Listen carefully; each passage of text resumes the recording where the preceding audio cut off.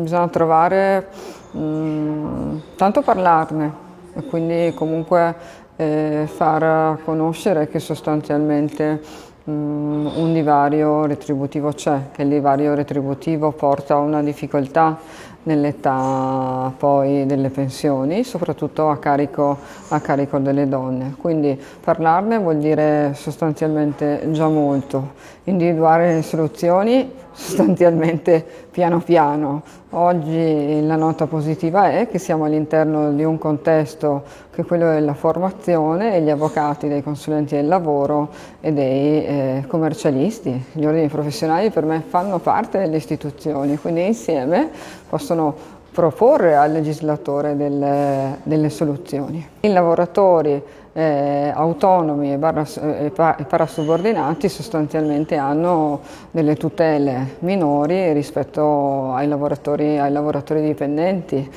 Sembra che a volte il legislatore si dimentichi effettivamente dei lavoratori autonomi. Anche se il registro imprese virtuose, che è previsto dalla legge regionale, ha anche i lavoratori autonomi e i liberi professionisti. Cosa da dire è che abbiamo parlato della direttiva sulla trasparenza retributiva, ma questa direttiva sulla trasparenza retributiva non si applica ai lavoratori autonomi. E quindi anche questo è un campo su cui porre l'attenzione e su cui lavorare.